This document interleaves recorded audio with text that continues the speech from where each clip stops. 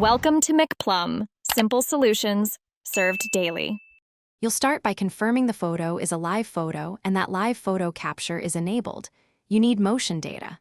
Once done, pick the live photo you want in Photos and make any quick edits, trim, adjust exposure, or crop, because the lock screen shows the exact frame. Next, open Settings, go to Wallpaper, and tap Add New Wallpaper.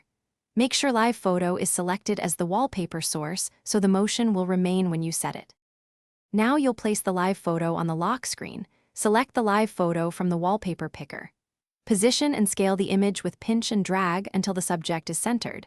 This controls which frame shows when the screen is off. Enable perspective zoom if you want parallax. Disable it for static framing. Once satisfied, tap Set, then choose Set Lock Screen.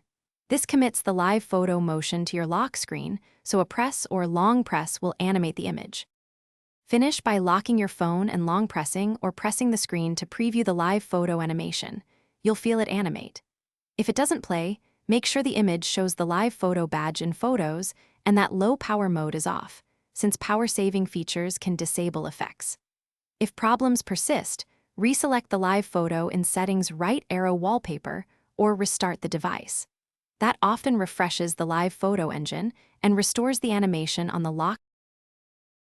Thanks for watching. Stay juicy and subscribe.